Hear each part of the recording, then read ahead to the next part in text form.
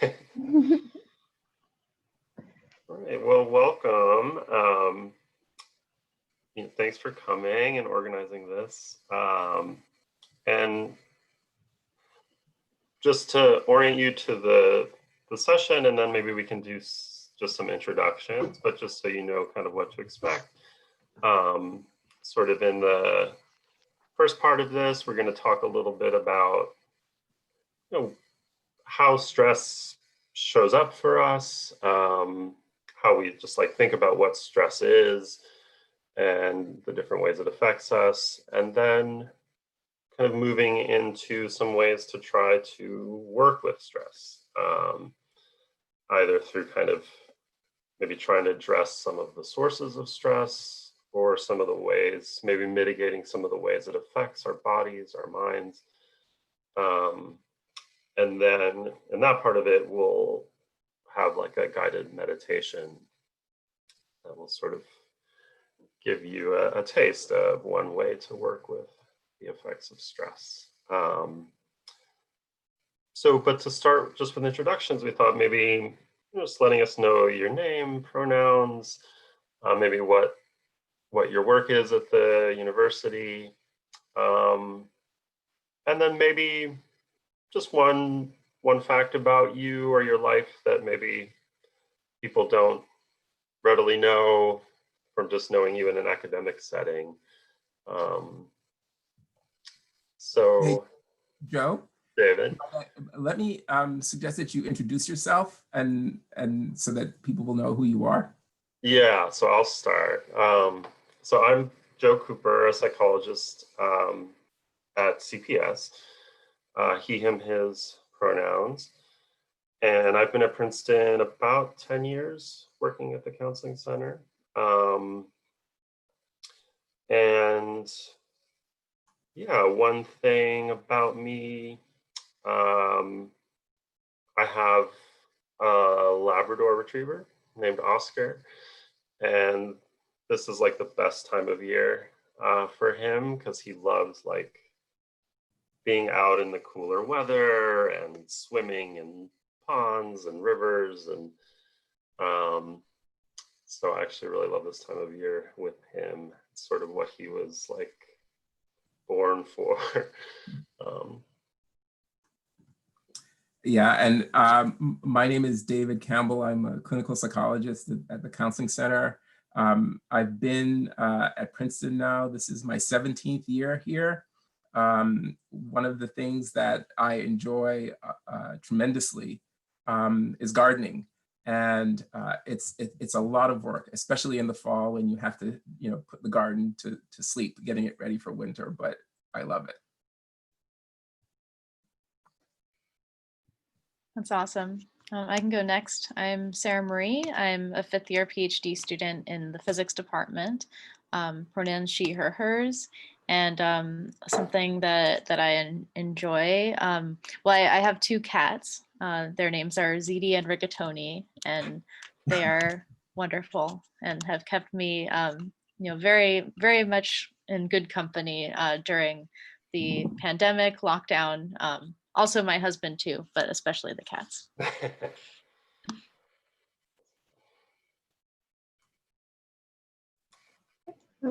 I'm Brianna. I'm also a 5th year grad student, and I think Lena is too. We see a theme on who's most stressed in grad school. I work on studying atmospheres of exoplanets. So that's like planets around other stars, kind of model their atmospheres and think about how we can figure out what they're like. And something else, on the pet theme, I have a little pet dwarf hamster, which I got back in February, not knowing there was going to be a pandemic, but it's turned out to be a really nice little distraction, and she's really sweet. She likes to, I keep her right next to my desk over here, and so when I'm working, she'll come and climb up on top of her little house that she has and look at me, and then I'll let her run around in her ball, and it's a great little companion to have that's less commitment than a dog. So that's awesome. Thanks. And my name is Lena Barrett. I'm a 5th-year CB, or Chemical and Biological Engineering PhD student. I do like experimental research in the lab, mostly working on kind of molecular biology type of things. Let's see what else was share. Oh, I guess a fun fact about myself is that I was born in Minnesota. It's kind of like a random state, so people don't know that. But yeah. Well, hey, so yeah, just to start us off, we were sort of thinking about just the fact that like stress is such a common term that to actually pause and kind of think about how we understand what stress is. I think it can almost feel so ubiquitous. Everyone's stressed all the time. That you almost kind of get desensitized to it or used to it, almost as like a fact of life. But it can help just to kind of zoom out and ask, like, what are we really talking about when we're talking about stress?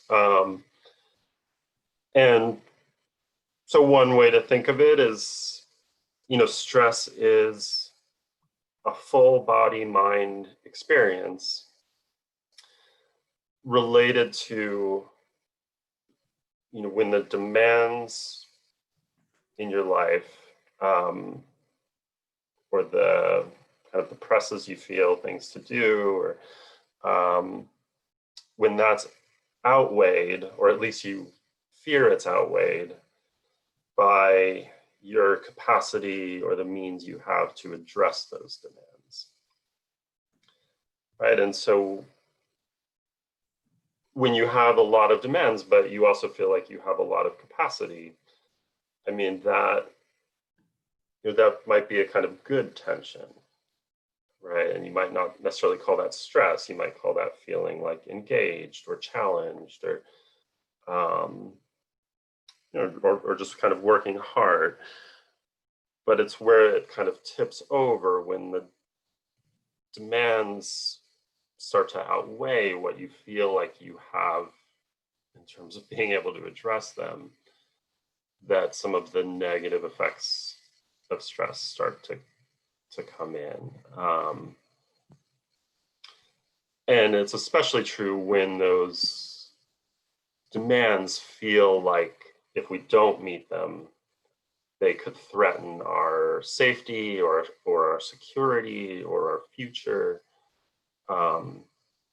And it might not be that you're necessarily consciously thinking about that like all the time. You might feel a lot of stress from an advisor and you want to kind of do the work that will meet their expectation. You might not be consciously thinking like, if I don't, this could jeopardize things in my future. But sometimes you might be very aware of that. And certainly subconsciously, I think a lot of the demands we face, they can kind of cut to a certain core feeling of like, my security or my safety feels like it's on the line.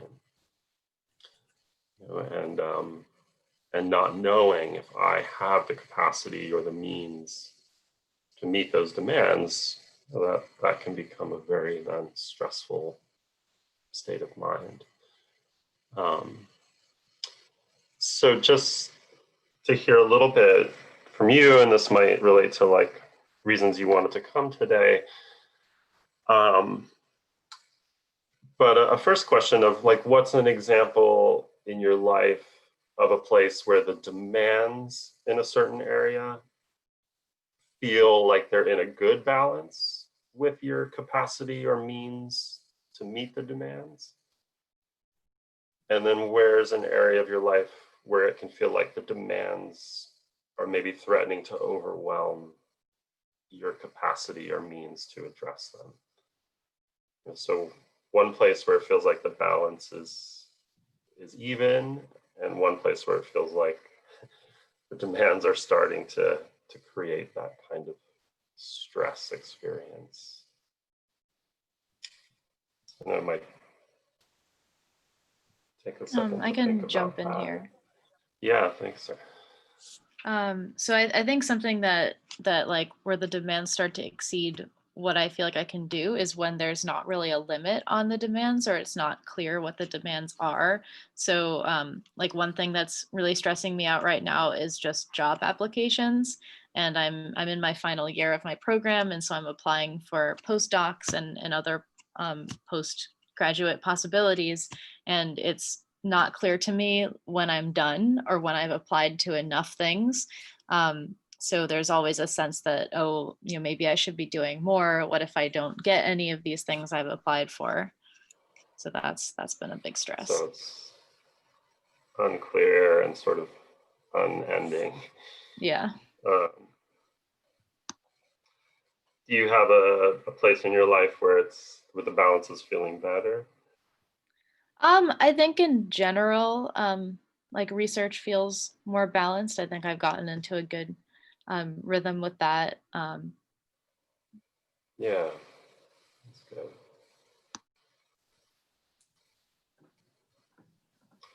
Anybody else? I think for me, let's see. In balance, I think like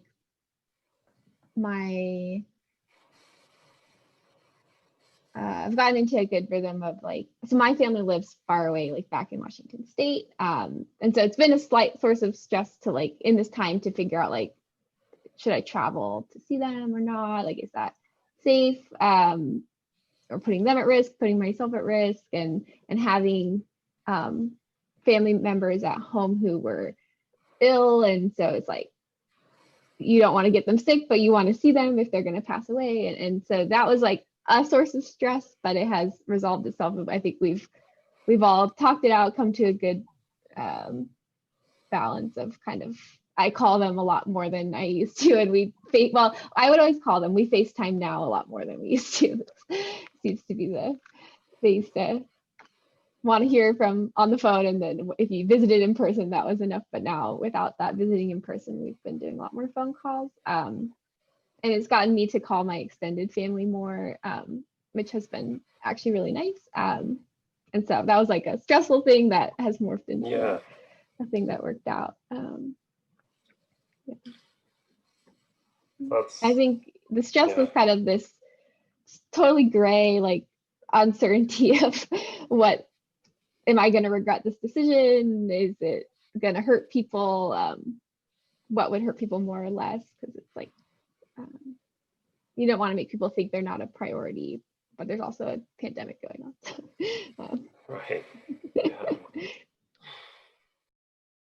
It's a good example though, like, so there's the stress of separation, right? But in having some means to address that, like FaceTime, something very tangible tool, can kind of mitigate that demand. But for other things, there aren't such clear tools. Or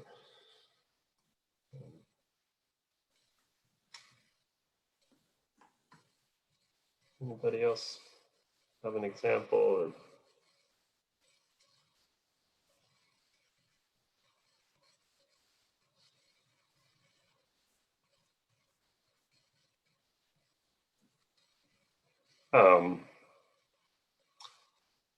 And kind of going back to what Sarah Marie said, I mean, I think especially when demands are unclear or kind of unrelenting, or embedded in systems that are much bigger than any one individual. For example, like a system of the academic job market or something, where there's a lot of power hierarchies and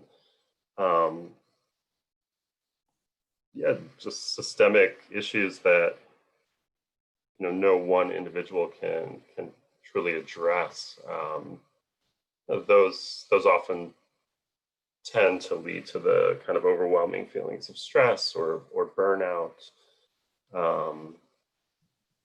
And we can think of even bigger systemic problems like climate change or a political situation where I think a lot of people feel stress about those issues, and feel some demand to kind of do something, but feeling like you have the capacity, either in terms of like the emotional labor or the time or the energy or the means to do it, like having the power in a system to affect some kind of change. I mean, when those are so limited, that kind of stress can build and build. Yeah, yeah. I mean, when the demands outweigh the capacity to address the challenge, you know, you're left with some negative consequences of that stress. If you're feeling powerless to make changes, then you know, and that powerlessness operates over some time, then there's some consequences, negative consequences as a result of stress. Under stressful circumstances, our attention gets narrowed. And so it becomes very difficult to be focused and creative. We begin to worry about outcomes. We can begin to judge ourselves, blame ourselves for the difficulty that we face. And then, you know, sometimes we try to escape from the consequences of stress through avoiding work, procrastination. Can just leave us feeling kind of hopeless or helpless, alone. You know, the nervous system gets activated, and when it does so, over time, you have experiences like with muscle tension. You can get headaches. It leaves you with sleep disturbances or GI upset. Over time, it just can diminish the effective functioning of your immune system, leaving you at, you know, greater risk for you know, getting ill or other health issues that arise. Yeah, I think part of the problem for us humans is that our stress response system evolved for kind of discrete, immediate threats, right? Like encountering some kind of danger or predator. And then the activation of your system, your nervous system, and the fight or flight response was an adaptive response, right? Like you get away from the danger, or you fight it. And that could unfold over a kind of discrete period of time, you know, minutes, or maybe at the most like hours, or and then the nervous system, once the threat had passed, the nervous system could, you know, re-regulate. And all of those effects David was just describing, which in the short term are actually adaptive, right? The attention narrows, your heart rate increases, tension. You know, once a threat passes, those could all return to homeostasis. But with the kind of threats we experience a lot in our lives, like these threats that really have no end, or they're kind of vague in their risk to us, or they unfold over long periods of time, and there's no one way to address them. Our stress response isn't so adaptive for those kind of things. You know, it doesn't help us to stay chronically activated. All those stress hormones, which are useful over the course of minutes, over the course of hours or days, actually start to become kind of toxic to the body. You know, and you get exhausted, or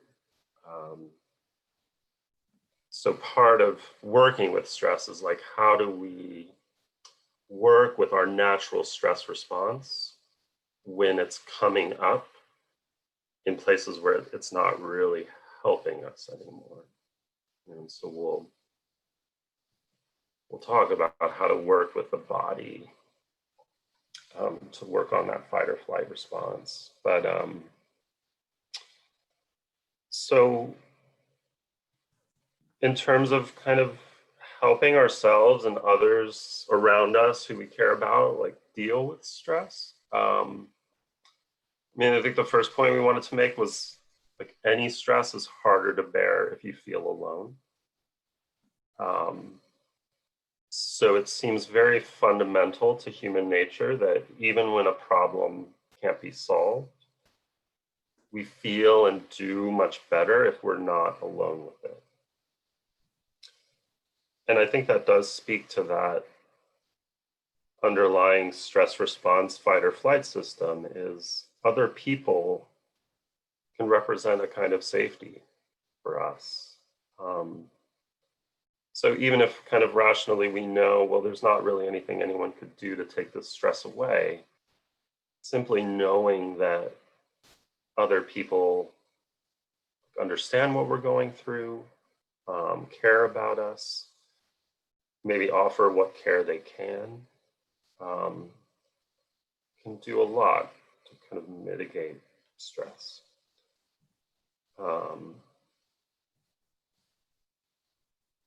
Another way to work with stress is to kind of face the fear,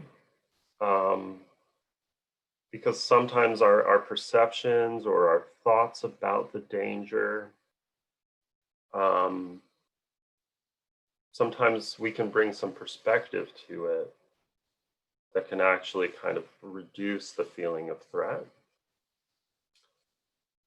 So I thought we could talk about an example kind of related to grad school often, like, just hypothetically, if someone is experiencing kind of the stressful thought of, if I don't publish as much as my peers, I won't get a good academic job or any academic job. And so, that's kind of a threat that it's sort of vague, right? Like, you don't know what is enough. It unfolds over a long period of time, and there's not necessarily immediate steps you can do. What are your thoughts on, like, how to work with a stress like that?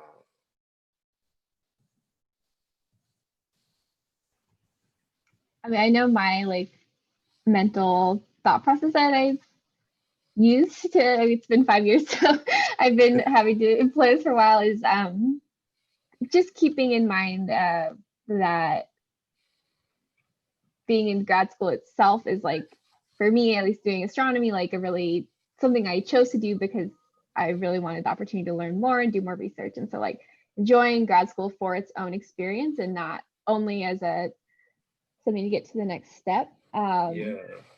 And then also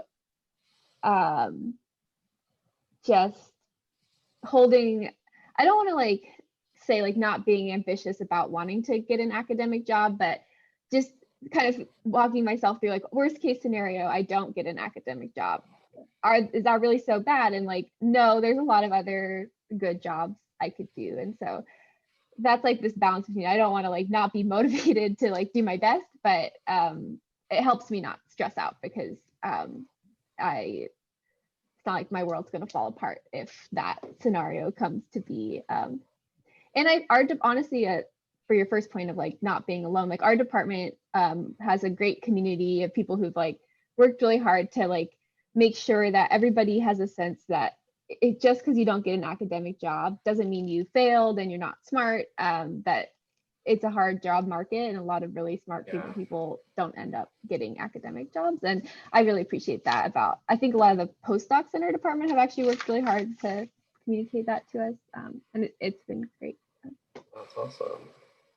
Yeah, I would second that. I think that there's been a lot more of an effort recently to celebrate the like alternative career paths to academia, which has been really great for mental health because it shows you that there's just so many amazing options and so many ways you can use a PhD. And something I'm personally very interested in is science policy. So I've been exploring that option, and that's helped a lot with, like, I'm still applying to academic postdocs and still pursuing that as one of multiple options. That's great. So, it's interesting because we are human beings, as you know, and because we're human beings, there's some things that are fundamentally important for us, so that we can navigate the world and the challenges in front of us optimally. And some of those things are pretty straightforward and self-evident, but they're so important. And they have to do with, getting enough sleep, eating well, exercising, which is also really important in terms of discharging some of the stress hormones that build up. Meaningful personal relationships, what Joe was talking about in terms of not being alone, interacting with friends and family, sometimes even with a therapist, that can also be really very helpful. Helping other people, engaging in some leisure activities, being involved in some kind of reflective practice. So that might be, it might be prayer, it might be journaling, it might be meditation. So these things are sort of fundamental to our overall well-being. And if we can remember to hold on to those things, even when the demands are outweighing our capacity to perform, that would be helpful. And that's, those are some of the things that are very difficult when you're in graduate school to hold on to. That yes, you do need to take care of yourself and focus on these aspects. And so I just wanted to bring our focus a little bit onto the concept of meditation, which is a reflective practice. And so there is, quite a bit of research now to suggest that having a consistent meditation practice can generate a great deal of benefits. So they talk about it enhancing just overall emotional balance. It relieves stress and brings a sense of calmness. It increases your working memory capacity, decreases anxiety. I really like the idea of it neutralizing negative internal narratives. That is, the voice inside your head becomes kinder and gentler, and who couldn't use that? It decreases the likelihood of recurrent depression. So, if you've had episodes of depression in the past and you have a consistent meditation practice, you're just less likely to have another episode of depression. It enhances your working memory capacity, increases your focus. It enhances your ability to sleep well, lowers your blood pressure, improves your immune system functions, as we were talking about, so that you're less likely to be sick, regulates blood sugar levels, and it even relieves irritable bowel syndrome and helps with chronic pain. So there are a lot of benefits from having a consistent meditation practice. And so the idea is this consistency. And the meditation method that is used in all of the research is mindfulness-based stress reduction, MBSR. And so what I would like to do is to take some time just to introduce you to a brief meditation, which incorporates all of the elements or many of the elements in the short time that we have of MBSR. And so are you ready for a brief meditation? Or if there are any questions, we could do that too. Is there Okay. a recommended like physical? I'm sorry. Yes, I'm gonna guide you through, and then perhaps we'll take some questions. Okay, After sitting that. at your desk is a good place to do so. Yes, it's fine. Okay. Okay, I'm just gonna ring this bell. Okay, so sitting with both feet flat on the floor, about shoulders width apart, sitting with a straight back, with your head balanced evenly on the spine. Closing your eyes if you feel comfortable, or keeping them open with a soft gaze on the ground in front of you. This is a dignified posture. Just allowing your hands also to rest gently in your lap. And taking in a deep breath, exhaling slowly.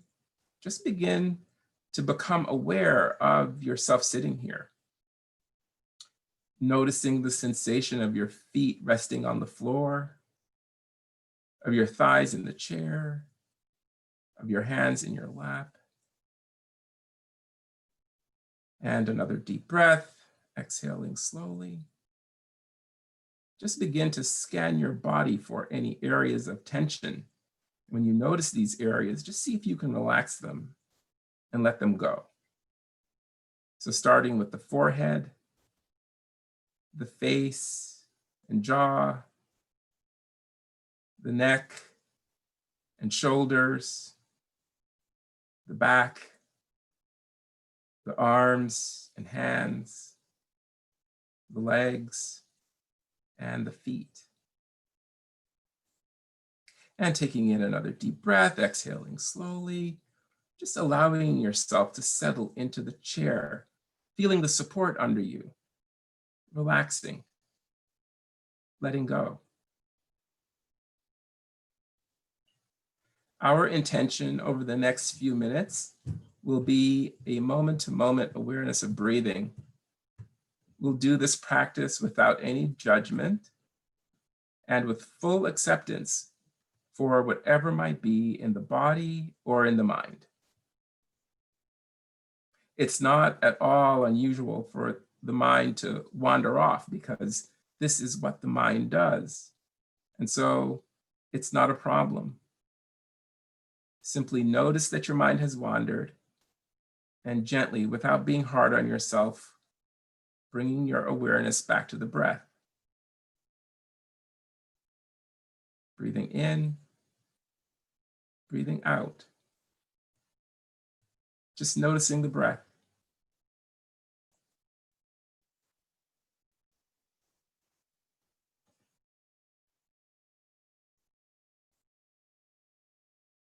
Perhaps allowing your awareness to settle on that part of the body where you most strongly feel the breath.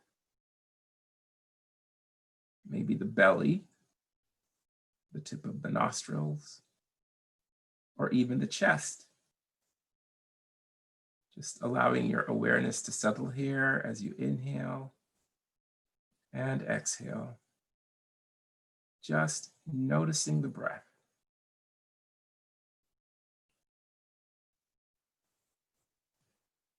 Allowing your awareness to move up close to the breath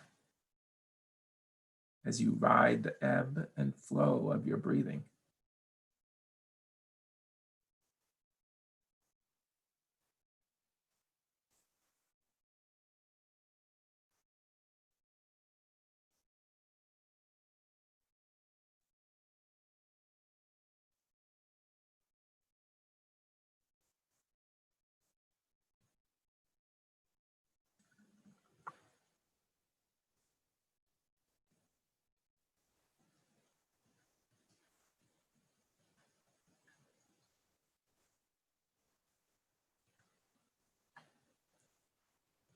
The mind is not your enemy. It is often working on your behalf, generating thoughts about the past, thoughts about the future, thoughts about situations and circumstances in your life, sometimes just random thoughts. As best you can right now, just see if you can allow these thoughts to pass through your mind like clouds passing through the summer sky.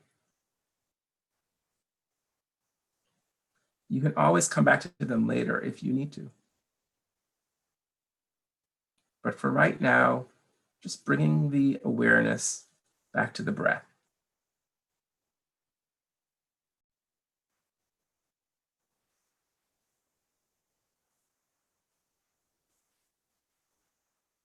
Breathing in, breathing out. And so now just holding your awareness to the breath for the full duration of the inhalation, and then holding your awareness for the full duration of the exhalation, noticing perhaps even the pause at the end of the breath, and then continuing to track the breath in this way, moment by moment, over the next few cycles of breathing.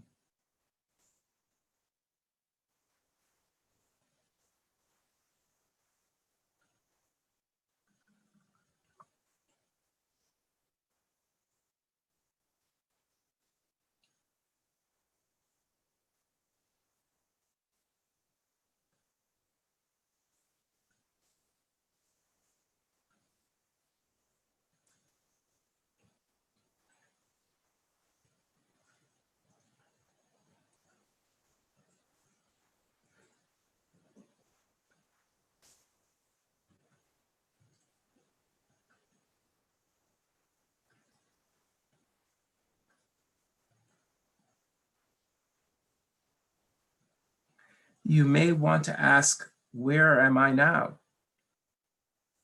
And if your mind has wandered away, no problem, just notice and gently bring your awareness back to the breath. This process of anchoring your awareness to the breath, noticing the mind as it wanders away, being without judgment, and accepting whatever is in the body or in the mind. Being gentle with yourself as you return the awareness to the breath, and doing this over and over and over again, it strengthens the mind.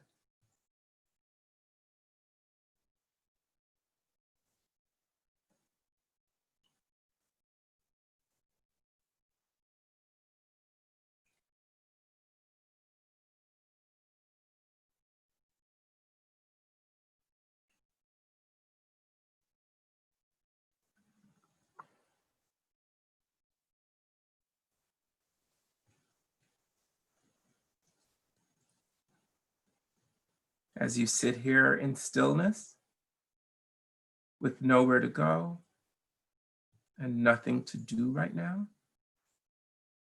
perhaps just notice any sensations in the body. Notice any places of discomfort or tension. Not fighting it, but just seeing if you can soften into those spaces, allowing whatever is there to simply be there. As you notice the breath, as you breathe,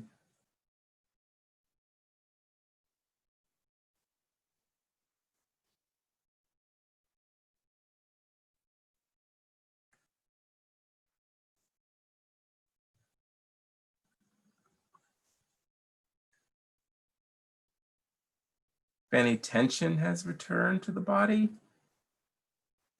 just allow it to fall away.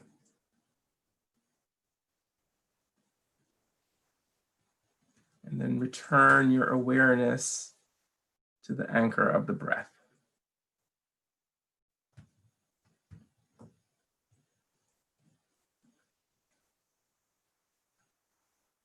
So now just expanding your awareness. Once again, taking in your whole body sitting here. Noticing once again the sensation of your feet resting on the floor. your thighs in the chair, your hands in your lap. Noticing perhaps any sensations of warmth or coolness or tingling on your skin. Noticing the sensations of your clothes. Just noticing what it feels like. Not trying to change anything. Just allowing yourself to be aware of whatever might be present. And so now, taking in a final deep breath and exhaling slowly, as you hear the third bell, you can ride the wave of your attention back into our meeting.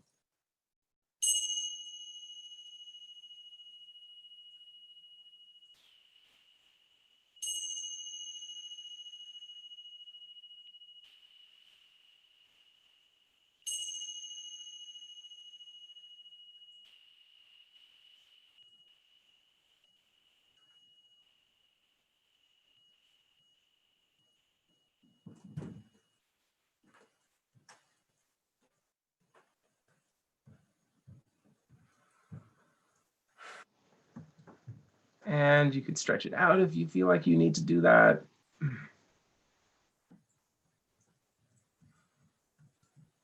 I learned I didn't put my computer seat far enough down because my feet weren't quite resting. What was that like, noticing your feet not on the floor? It was interesting because then I had a little bit of tension in my legs that I was having trouble relaxing.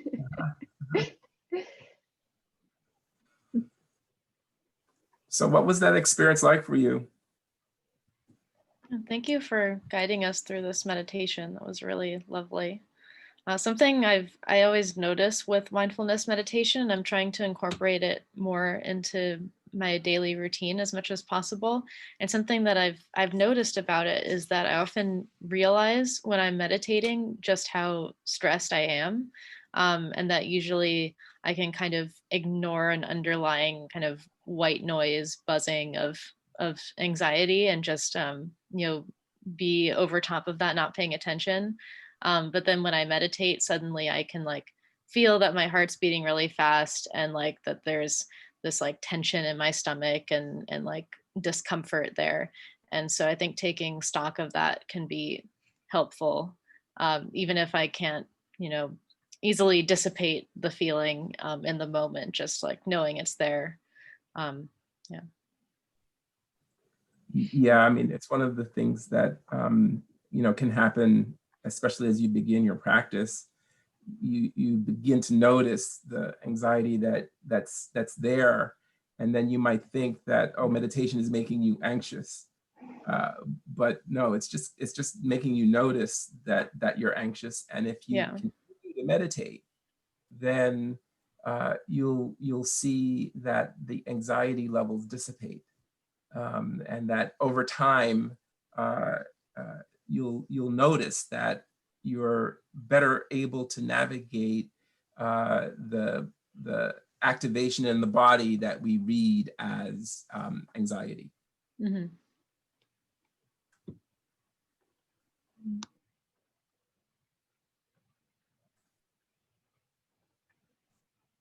There's also some really cool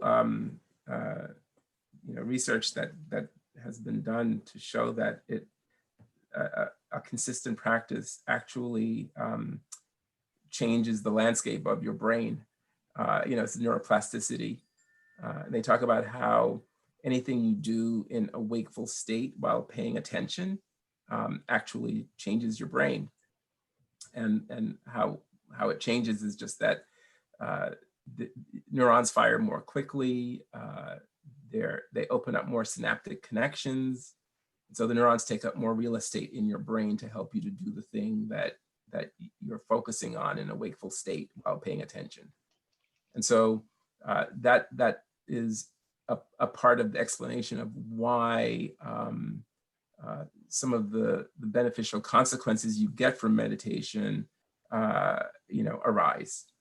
And I like the idea that, oh, there's an explanation for why taking, your prime wakeful moment to just sit and be still, why that is a productive thing actually, that you're not in fact wasting time.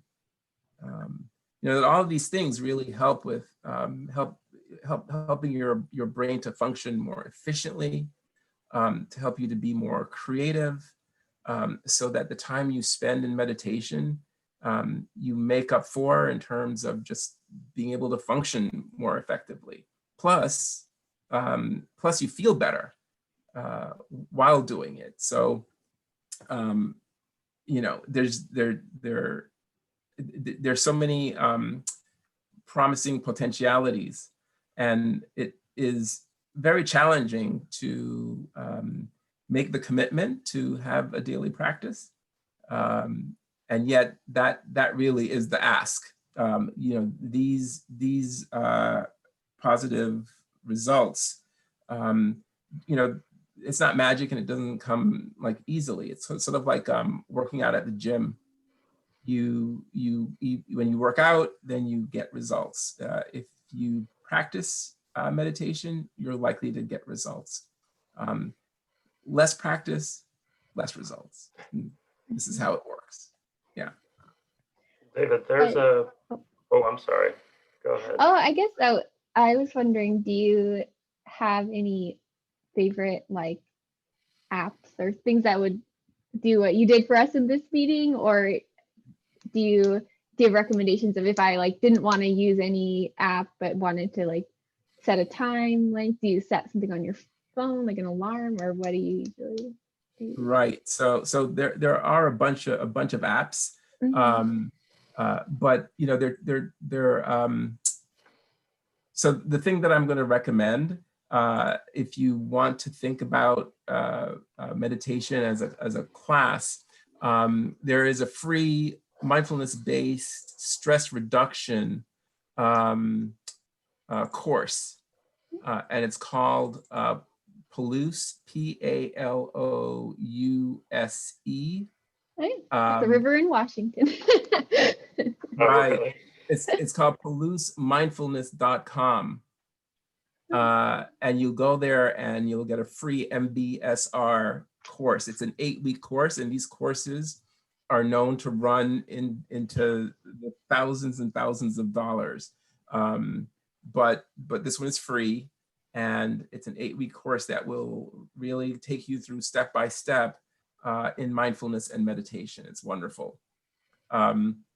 You can, if you want to, you can go to YouTube and just type in MBSR sitting meditations. And then you'll get meditations that guide you through similarly to what I did today. And they have them, you know, sort of at all different times, like, you know, 10 minutes or 20 minutes or 30 minutes. And so then you can, you know, the idea is that it's challenging at first. So the idea is to start off slowly and build yourself up to 20 or 30 minutes every day. And so, you know, over an 8-week period, if you can end up with 30 minutes a day, you might find that you're really actually relying on your practice to support you through the challenges of, you know, grad school life, or, you know, demanding internships and work obligations. So I have a question kind of just related to the concept of anxiety. And this was something that came up yesterday. Actually, we had the online, our virtual art exhibit kickoff event was yesterday afternoon. And it was really awesome. Got to hear from all the different artists on the meaning of their work and the connection to anxiety. And something that came up in our discussion was the concept of anxiety as like an autoimmune condition, and thinking about the parallels there with something that's like an underlying chronic condition that kind of is attacking the self in some way, and how some of the artwork was portraying that in a sense. And so I'm really interested to hear your thoughts on that. That's so interesting. One of the things they talk about is the amygdala, which is sort of the relay station for anxiety in the brain, that among meditators, the amygdala actually shrinks and becomes smaller. And so because the relay is smaller, the brain utilizes it less often. And so you have the inner experience of less anxiety. I think it's an amazing thing that if you're practicing meditation, it actually shrinks this bit of your brain. And then, because so much of what you're doing in meditation is calming your body down and giving it a message that, well, there isn't a threat. You're being friendly with the sensations in your body. You're not judging them. You're accepting what's there, and you are holding on to the breath. You're actually reinforcing a message for your nervous system that you're safe and calm and without stress. And so this is a message that with practice, your body begins to notice and carry it forward into your life, that hey, this chronic stress is not it's not real for my body under the circumstances that I'm currently living with. Joe was describing how the nature of the stress response and how it came into being in the first place. We don't have a tiger waiting in the bushes ready to eat us. And so we often are functioning as though that's the case. And so meditation really helps to neutralize that. And I don't know if that. Yeah, the analogy to the immune system, which is, it's a system that's meant to protect and serve us, but it can become overactive and then actually, like in an autoimmune disease. So I think anxiety that's an apt analogy, right? It's a part of our minds that is designed to help and protect us, but it can become its own problem. And I think that speaks to the attitude towards any stress management, and especially in MBSR, is like, you're not getting rid of your stress or anxiety, right? Like, because it's not that it's necessarily bad. It's just that you're asking for a little space from it, kind of being gentle with it, and just asking it to kind of, I don't need the stress to fill my whole view, right? Like, I understand it's there. Can I ask it to kind of, sit next to me and let me turn my attention to something else, so the attitude very much is around acceptance and befriending these things that we think of as negative. We're just moving our attention away from them. Yeah, that's exactly right, Joe. And it's hard though, right? It's hard to do that. And so that's why practicing becomes so important, so that we can achieve that friendly relationship with what might be operating inside of our body and in our minds. And a part of what might be operating is, what we read as anxiety. Yeah, and so I think Joe is right on there. I think that we're at time. Well, thank you so much for guiding us through this really wonderful discussion and sharing meditation with us and the resource of the free course that you recommended. So this has been really wonderful and very helpful to me. Great. Good luck with it. And practice meditation. Great. I'm convinced. It's the kind of thing where it was interesting. As we're doing it, I realized, like, I had never really had a practice of specifically meditation, but I've had times in my life where I did a lot of like things that had pieces of it, like doing a lot of yoga or going for runs, but not listening to any music, and more like prayer time. And that those are things that I haven't been doing lately. I've been like listening to the news nonstop. So, Right. it's great, Which is a very great helpful. stressor. Yeah.